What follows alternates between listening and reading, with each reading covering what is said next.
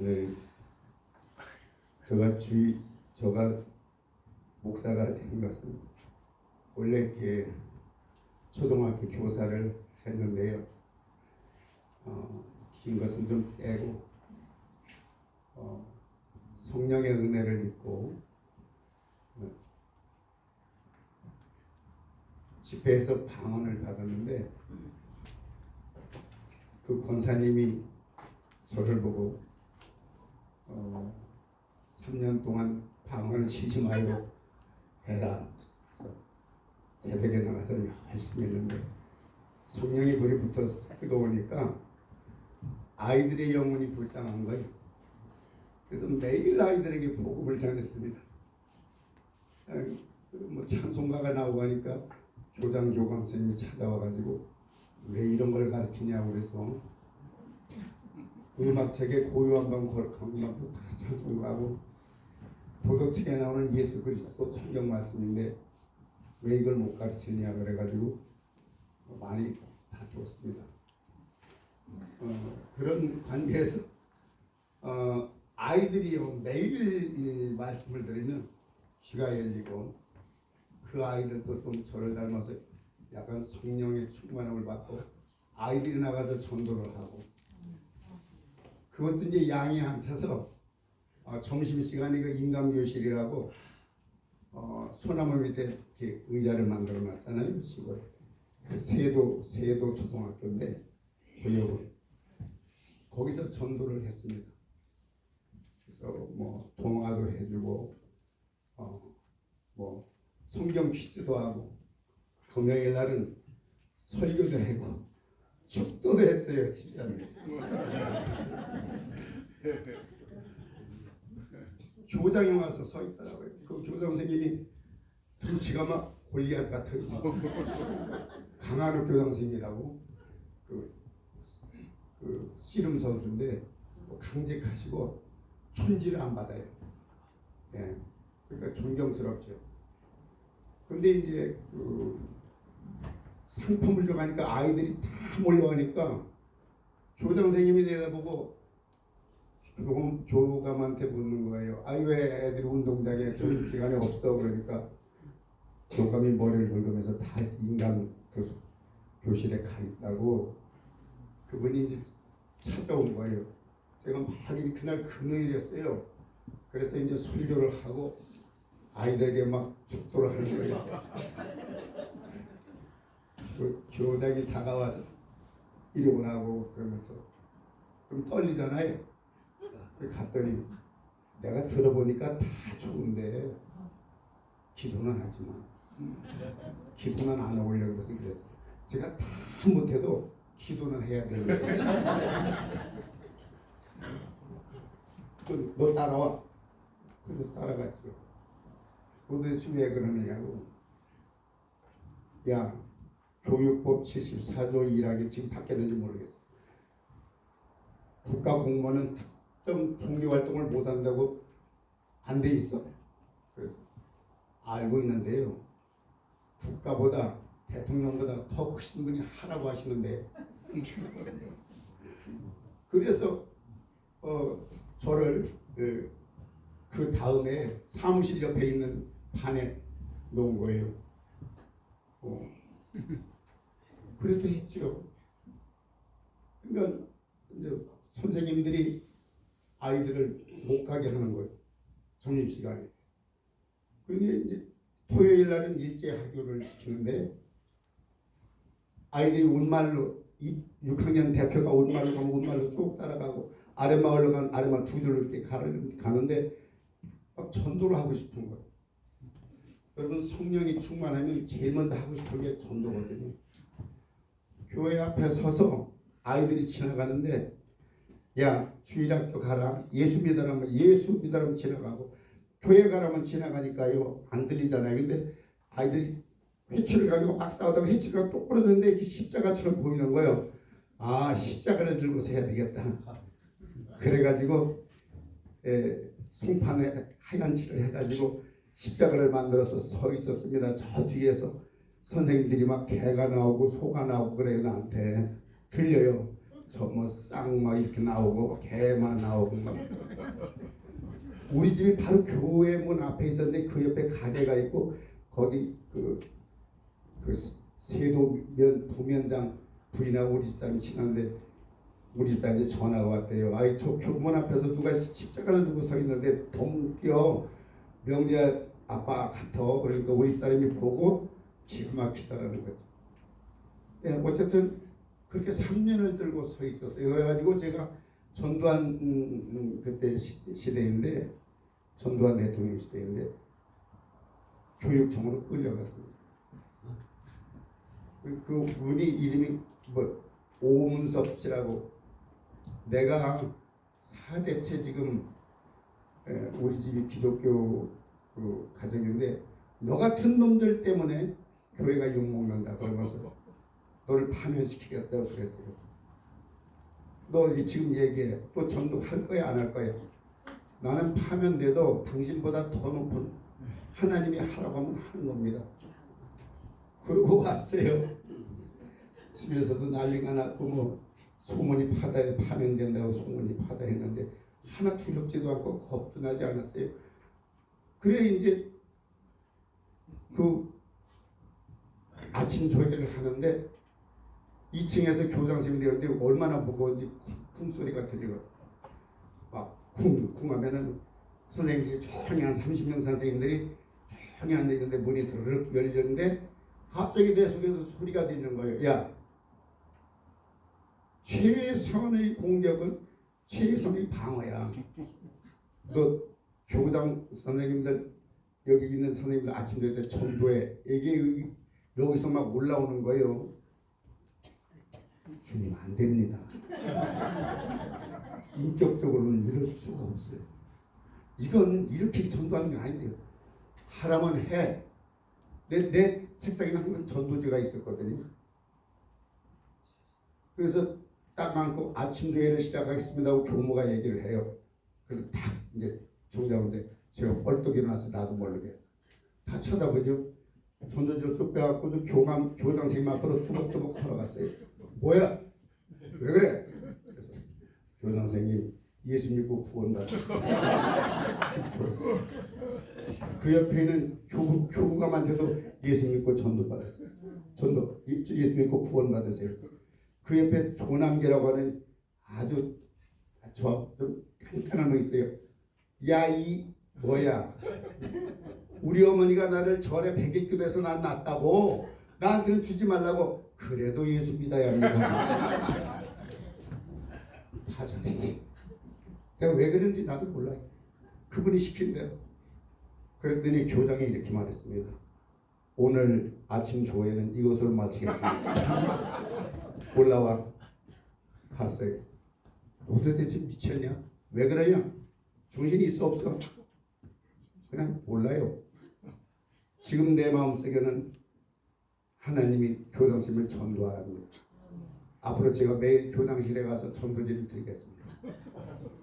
진짜예요. 그 신기한 것은 나를 파면시켰다는 그 오문섭 교육장이 온데간데 없이 날아갔고 네. 그 학부형들이 민원 하나 나오지 않았어요. 그건 하나님이 하신 거라고 보고 거기 있다가 미움받아서 저 외산 탄광촌으로 가가지고 거기 있다가 신학교를 가게 되고 오늘 이렇게 왔습니다. 큰 목회는 못했고요. 예, 저는 100명을 넘긴 목사님 보면 되게 존경스럽습니다. 저는 조그만 목회를 했는데 그래도 아쉽지만 후회는 없습니다. 시간을 많이 보내서 죄송합니다. 오늘 본문의 내용은 주일학교 유치원 아이들도 잘 아는 다윗과 골리앗이 싸우는 이야기입니다. 이 블레셋이라고 하는 나라는 사사기 시대부터 대를 이어서 이스라엘을 괴롭힌 원수인 나라입니다. 그런데 오늘 본문 전체를 주시해 보면 무언가 사태가 심각하게 돌아가고 있다는 것을 볼 수 있습니다. 갑자기 이스라엘 쳐들어온 블레셋 유다 나라 땅에 있는 블레셋 사람들이 소고를 점령하고 거기에 있는 에베스담민이라고 하는 지역에 진을 쳤고 이 소식을 들은 사울은 황급히 이스라엘 군대를 소집해서 엘라 골짜기에 맞춰서 양 군대가 지금 진을 치고 40일째 지금 대치 중에 있는 겁니다. 가만히 상황을 보니까 거대한 한 장수가 이스라엘 진영 앞에까지 나와서 설치되는데 키가 6규빗 한 뼘이라고 하는데 오늘날로 계산하면 약 292.5cm, 2m 90, 그러니까 3m가 되는 킹콩 수준이죠. 그는 노트구를 썼고 갑옷의 무게만 5,000세겔, 그것이 약 57kg, 어른의 몸무게죠. 칼날이 약 7kg, 그의 창자로는 배틀자에 같다고 기록되어 있습니다.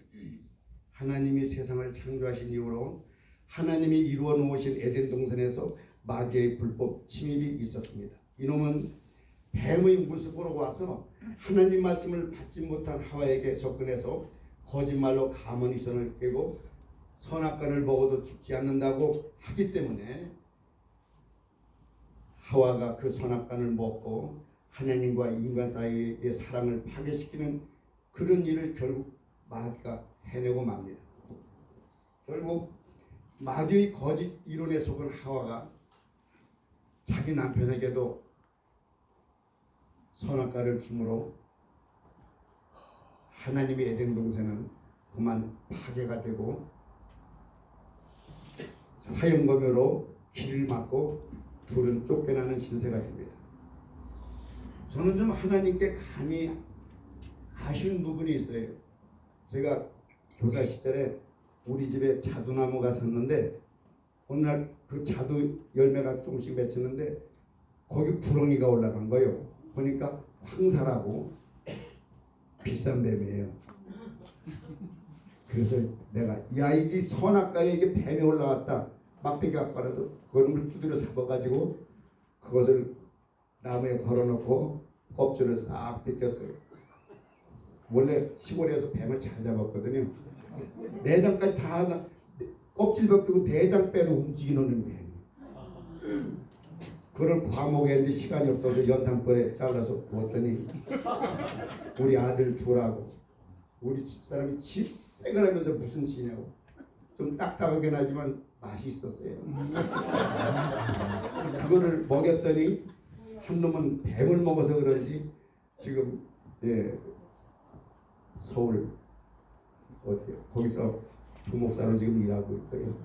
둘째 놈은 지금 평택 합창부무에서 중령으로 일하고 있습니다. 아마 뱀을 먹어서 그런 것 같아요.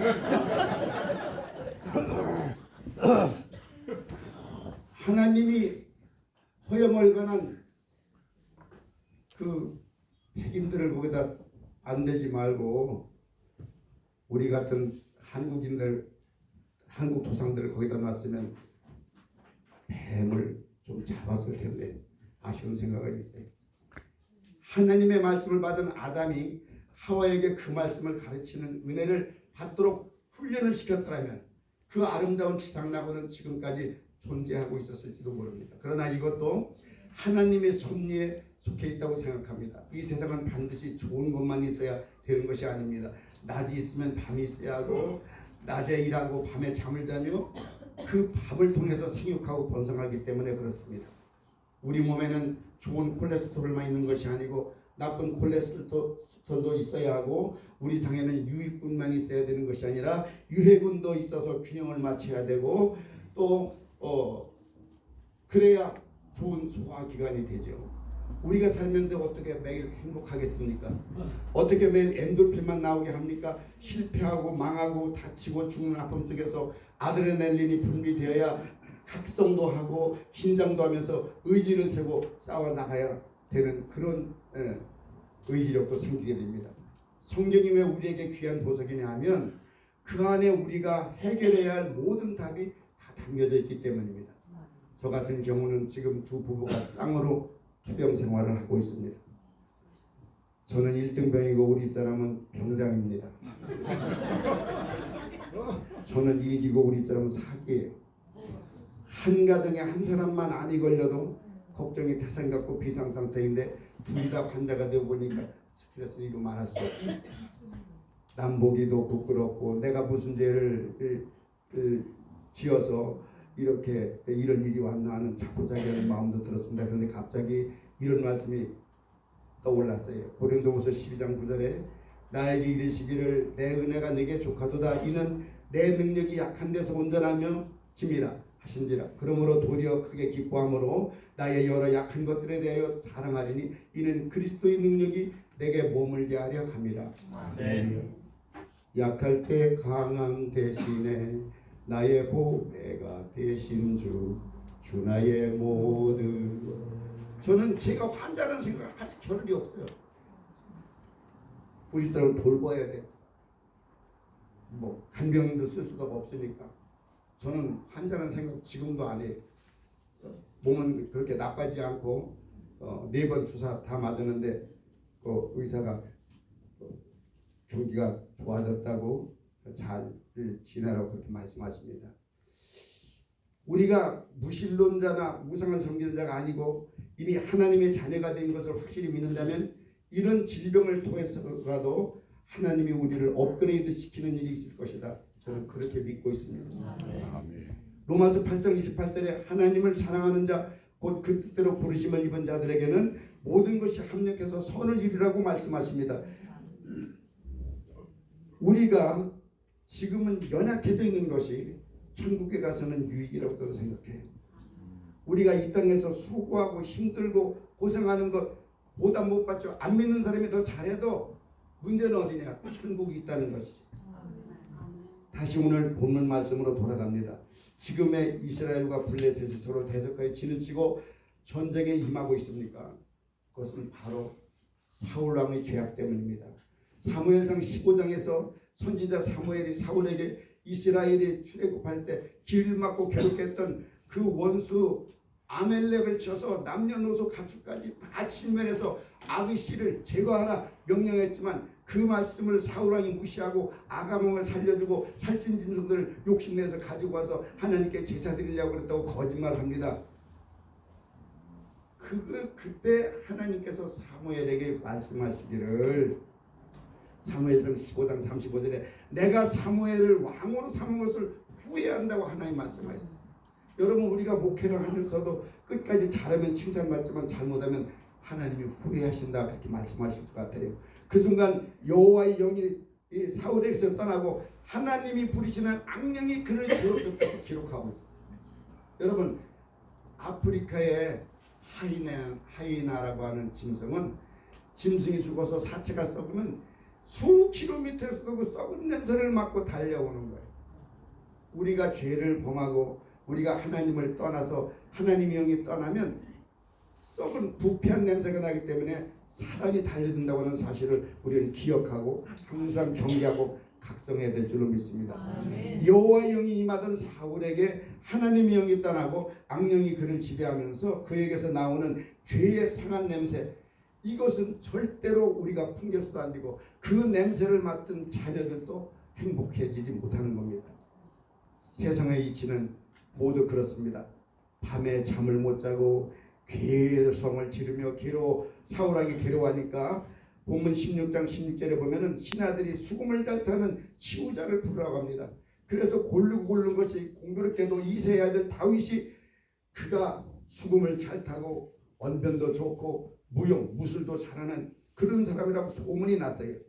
이미 다윗은 적과 싸울 전사의 태세를 다 맞춘 거죠. 다윗이 사울 앞에서 수금을 타니까 사울에게 붙었던 악령이 떠나고 사울의 병이 깨끗이 났습니다. 저도 다윗 같았으면 좋겠어요. 예. 악령이 좀 떠나고 질병도 떠나고 여러분들도 그런 능력이 있으셔서 여러분들이 기도할 때마다 악령이 떠나고 병이 치유되는 역사가 일어나시기를 주님으로 축복합니다. 예.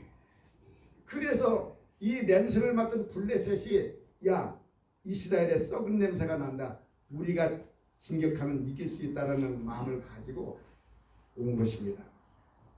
저는 오늘 이 말씀을 보면서 탄핵 전국에 이르는 오늘날의 대한민국을 보는 것 같아서 마음이 아픕니다. 192석 거대 야당이 29번이나 탄핵을 남발하고 거대 야당이 장관들, 검찰들, 감사원 할 것 없이 탄핵의 몽둥이로 막 두들겨 패니까 이를 보고 있던 사법부도 쫄아서 겁을 먹고 쫄아서 떨고 군대도 떨고 경찰도 떨고 또 여기에 선관위 여론조사기관 지금 여론조사기관이 갑자기 지금 변질돼 가고 있습니다. 예, 막 조작하는 게 보여요. 공중파, 지상파, 방송 언론사들까지 민주당에 줄을 서서 한 몸을 이루니 그게 얼마나 큰 골리앗이겠어요. 대통령이 볼 때. 우리나라에 지금 왜 이런 현상이 일어났을까요? 대통령이 무능해서요? 여당 국회의원들이 무능해서일까요? 종북 좌파들의 행패 때문일까요? 사법부나 노조나 의료계나 심지어는 국회에도 지금 어떤 국회의원은 완전 간첩 수준이에요. 물론 그럴 수도 있지만 저는 개인적으로 제일 큰 것은 우리 교회가 깨어있지 못했기 때문입니다. 저 자신부터 1970년, 80년, 90년대까지만 해도 대한민국에는 성령의 불이 타올랐어요. 산골짜기나 들판에다 천막을 쳐도 사람들이 모여들었어요. 삼각산에는 매일같이 나라와 민족을 위해서 간구하고 부르짖는 기도소리가 끊이지를 않았습니다. 그런데 1998년 국민의힘 정부가 누구예요? 김대중 씨. 이분이 민원이 일어난다고 그 기도하러 가는 그 장소에 다 폐쇄시킨 거예요. 하여튼 민주당이 문제예요. 죄송합니다. 왜 그래요? 사단이 역사하는 겁니다. 그러면 삼각산이 끊어졌으면 사각산으로 가고 오각산으로 가야 되잖아요. 안 가셨어요.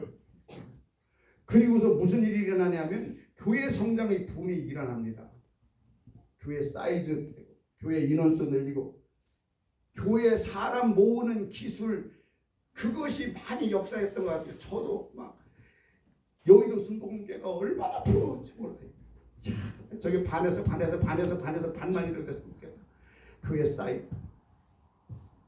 우리가 할 것은 교인 한 사람이라도 죄와 이 세상의 악한 세력과 맞서 싸울 수 있는 다윗과 같은 용사, 다윗과 같은 전사를 만들어내는 것이 우리의 사명입니다.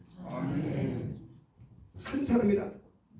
여러분 지금 사울 진영에 저 블레셋 장소 거인 골리앗을 상대할 사람이 없어서 이스라엘 백성들이 사기가 땅에 떨어진 상태입니다. 백성들은 이런 왕이 악령이 들렸는데 어떻게 백성들이 싸워 이기겠습니까? 그때 아버지 이새로부터 형님들에게 군량미를 갖다 주라는 부탁을 받고 어린 소년이 이스라엘 진영에 왔다가 이 장면을 보는 거예요. 하나님이 무시당하고 하나님이 모욕받고 이스라엘 백성들이 조롱받는 걸 보고 의기가 분찬한 거예요.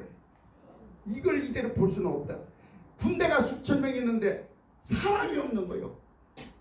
국민의힘이 있는데 국회의원이 없는 거예요. 그러니까 여러분 싸울 사람이 없어요. 그래서 다윗이 왕에게 달려가요. 사울왕에게. 내가 싸우겠습니다. 사울왕이 뭐라고 이렇게 말합니다. 너는 어린 소년이요 그는 어려서부터 유능한 용사인데 이겨낼 수 있느냐고 묻습니다. 그때 소년 다윗이 이렇게 말합니다. 사무엘상 17장 34절 36절에 보면 제가 아버지의 양을 칠 때에 사자나 곰이 와서 양떼에서 새끼를 물어가면 내가 따라가서 그것을 치고 그 입에서 새끼를 건져냈고 그것이 일어나 나를 해치고자 하면 내가 그 수염을 잡고 그것을 쳐 죽였나이다. 제가 사자와 곰도 죽였는데 살아계신 하나님의 군대를 모욕하니 할례받지 않는 이 블레셋 사람이니까 이 종북 좌파들이겠습니까? 다윗은 평범한 양치기가 아니었습니다. 다윗에게는 하나님이 늘 함께 하신다는 믿음이 있었어요. 그러기에 사자나 곰이 나타나서 새끼양을 물어가면 목숨을 걸고 그 사자와 곰의 이빨에 물려있는 양을 잘 찾아와요. 예수를 어떻게 믿어야 되느냐? 주님을 사랑해야죠. 어떻게 사랑하냐? 마음을 다하고 목숨을 다하고 힘을 다해서 사랑하라고 했잖아요. 예수를 어떻게 믿어요? 마음을 다하고 목숨을 걸어야죠. 목숨을 걸어서 순교자의 반열까지 가야 됩니다. 성경에 보면 하나님이 다윗에게 대해서 하시는 말씀이 있어요. 사도행전 13장 20절에 내가 이새의 아들 다윗을 만나니 내 마음에 맞는 사람이라. 그러기 때문에 내 뜻을 다 이루리라. 그래서 그가 왕이 된 겁니다. 하나님은 사울왕을 버렸지만 이스라엘은 버리지 않으셨습니다. 혹시 하나님이 윤석열 대통령을 버리실지라도 하나님은 대한민국을 지켜줄 겁니다. 아멘. 그러나 윤석열 대통령이 버리지 맞지 않도록 우리는 기도해야 될 줄을 믿어요. 아멘. 하나님이 사울왕을 버렸지만 이스라엘을 버리지 않은 것은 골리앗의 거대한 통치와 그 노트와 그 갑옷과 배틀채만한 창을 들고 그 우르렁거리는 그 소리에 이스라엘 백성들이 간담이 서늘해서 굴 속에 숨고 수풀에 숨고 눈만 껌먹거리고 잊지 못할 때 바로 그때 양치던 다윗이 양치던 막대기 하나를 손에 들고 다윗이 골리앗 앞에 나타납니다. 어느 누가 봐도 상대가 되는 싸움이 아닙니다. 저거 누구야? 왜 저런 무모한 짓을 해? 대통령이 갑자기 계엄을 선포합니다. 미쳐서 왜 저래? 지금 저도 그랬어요. 이 양반이 뭘 잘못 잡수셨나? 왜 저런 짓을 하느냐고. 그래도 죽인다고 난리인데 왜 저러냐고. 말려도 안 듣고 왜 저러냐고. 목숨을 걸을 거예요. 나 대통령제 그만해도 좋다. 나라를 구해야 되겠다. 이걸 아무도 몰랐던 거예요. 국무총리도 몰랐던 거예요. 얼마나 답답합니까? 여러분, 왜 다윗이 시냇가에 매끄러운 돌 5을 골랐을까요? 매끄러운 돌 5을 골리앗 저놈 하나 죽이는데 형제가 5이 일하더라. 네 놈이 또 나와도 나는 한 방에 맞힐 자격이 있어. 내가 던지지만 맞추는 것은 주님이 하시는 거예요. 아멘. 자신감이 있었어요. 여러분, 다윗이 매끄러운 돌은 왜 매끄럽냐? 수백 년 수천 년을 시냇가의 물에 깎여서 그 우들두들한 그 부분이 다 지나간 그 세월을 가진 것이 그 매끄러운 돌이라는 말이죠.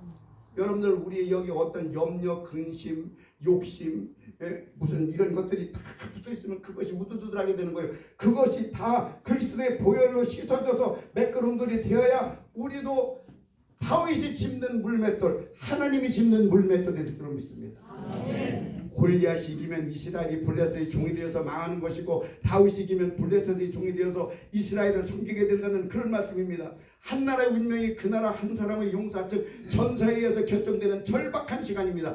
분명한 사실은 다윗이 사울왕에게 차원에서 골리앗과 싸우겠다는 의사를 전달했을 때 내 용기는 가상하다만 너는 골리앗의 상대가 되지 않으니 포기하는 식으로 말을 합니다. 그러나 다윗은 하나님이 내게 오늘날 일을 위해서 사자와 곰을 보내서 목숨을 걸고 싸워지는 훈련을 하게 하신 것은 내가 양식으로 살게 아니라 저 골리앗 같은 놈을 내가 쓰러뜨리기 위해서 하나님이 나를 훈련시키는 전사로 만들었으니 허락해 주십시오. 그렇게 말하는 겁니다. 생각해 보세요. 다윗이 곰을 썰 때 삼손처럼 붙잡고 싸우겠습니까? 아닙니다. 물맷돌을 달려서 콧등이나 미간을 맞추면 곰이 비슷비슷할 때 그때 쫓아가서 칼로 그냥 몽둥이로 그렇게 잡은 것 같습니다. 그러니 재빨리 움직이는 사자나 곰의 미간을 정확히 맞추는 수준에 이기까지 얼마나 다윗이 피나는 노력을 했겠어요. 그러면서도 자기 실력을 믿은 것이 아니라 주님, 내가 던질 테니 이 돌이 정확히 꽂히게 해주십시오. 기도하고 하지 않았겠습니까? 아무리 물맷돌을 잘 던지는 다윗이라도 온몸을 갑옷으로 투구로 방패로 무장한 거인의 양력 안에 요만큼 대추할 만큼 남은 그 구멍을 대고 그걸 맞춘다는 것은 정말로 어려운 일입니다. 그러나 다윗이 물맷돌은 정확히 날아갔습니다. 너는 칼과 창과 단창으로 내게 오거니와 오늘 본문 45절에 나는 만군의 여호와의 이름 곧 내가 모욕하는 이스라엘 군대에 하나님의 이름으로 내게 나아가노니 하면서 거대한 골리앗을 향하여 달려나가면서 물맷돌을 날립니다. 나는 개인적으로 골리앗과 용감히 맞서는 다윗도 훌륭하지만 다윗이 물배에 들어가 있는 물맷돌에도 관심이 있습니다. 저 물맷돌은 금도 아니고 은도 아니고 수석을 할 만한 아름다운 돌도 아닙니다. 평소 다윗이 즐겨 쓰던 잡기 좋고 던지기 좋고 맞추기 좋은 돌, 바람의 저항을 받지 않고 오히려 던지면 바람을 가르면서 명중히 칠 수 있는 돌이 매끄러운 돌이 아닌가 생각합니다. 만일 그 돌이 자기 생각이나 의견이 있어 중간에 싫어 안 갈래 그렇게 몸을 튼다면 절대로 맞출 수가 없죠.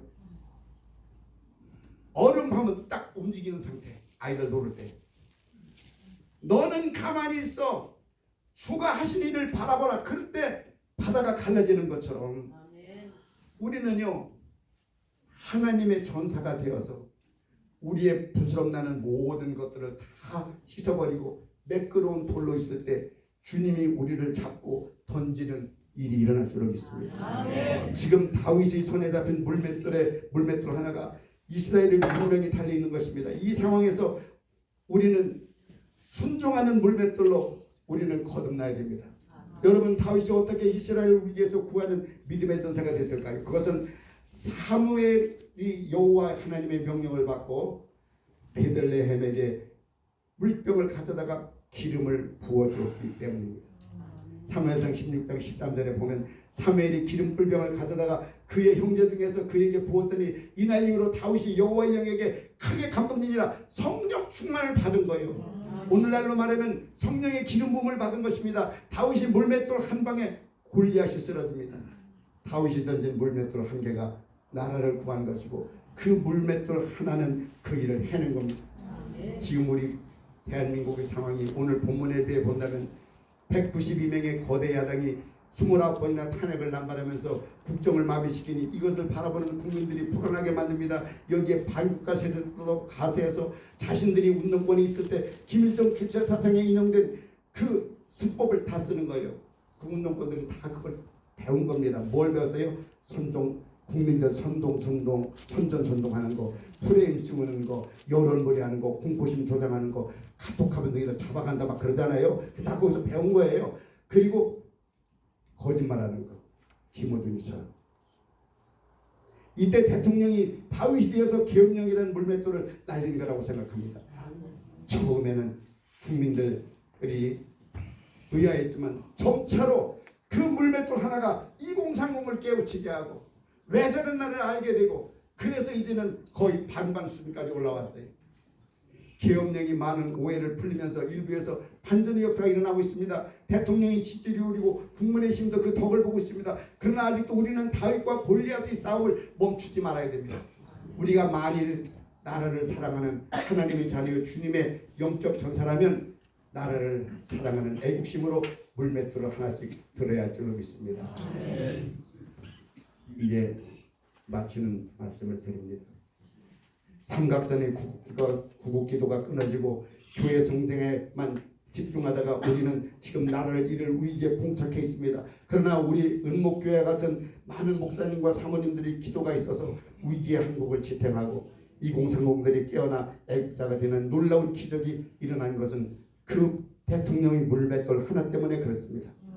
둘째로 내 자녀들이 설날에 오거든 다시 주님의 품으로 돌아올 수 있도록 이번 설날에 자녀들에게 전도의 물맷돌이 되시기를 부탁합니다. 아멘. 전해야 됩니다. 나라에 대해서 얘기를 해야 됩니다. 다윗이 사울왕의 비싼 투구와 갑옷을 사용했던 것처럼 주 예수보다 더 귀한 것은 없다는 삶의 본을 자녀들에게 보이면서 살아가야 자녀들이 감동을 받고 변화를 받을 것입니다. 셋째는 마지막 하늘나라 가기까지 나눔의 물맷돌을 날려야 됩니다. 좀 나눕시다. 사랑도 나누고 말씀도 나누고 은혜를 나누고 어려운 이웃들에게 또는 북한 동포들에게 무엇이고도 나눌 수 있는 물맷돌. 내가 천국에 날아갔을 때 천국문 앞에서 이 돌은 내가 사랑하는 돌이야. 너 내가 잡기로 왔어. 너 내가 짚기로 왔어. 너 내가 던지기로 왔어. 너 수고 많이 했다는 이런 칭찬되는 물맷돌이 되시기를 주님의 이름으로 축원합니다. 존경하는 은목교회 동지 여러분, 우리가 과거에 어떻게 살아왔고 어떤 사이즈나 어떤 형태를 유지하는 교회의 목회를 했던 그것은 훗날 주님 앞에 가서 우리의 상급과 책임의 심판이 내려질 것입니다. 이제 우리는 사도 바울이 말한 것처럼 디모데후서 4장 7절 8절을 읽고 마치겠습니다. 내가 선한 싸움을 다 싸우고 나의 달려갈 길을 마치고 믿음을 지켰으니 이제 호로는 나를 위하여 의의 멸관이 예비되었으므로 곧 의로우신 재판장이 그날에 내게 주실 것이니 내게만 아니라 주 나타나심을 사모하는 모든 자에게니라. 아멘. 우리가 젊은 전서와 같은 싸움은 하지 못하나 주 예수 그리스도 우리 하나님 손에 잡힌 받은 시냇가의 매끄러운 돌로 살아왔으니 이제 주님이 오라 하실 그날이 오기 전에 주님의 사탄이 적진을 향하여 마지막 한 방의 물매만의 매끄러운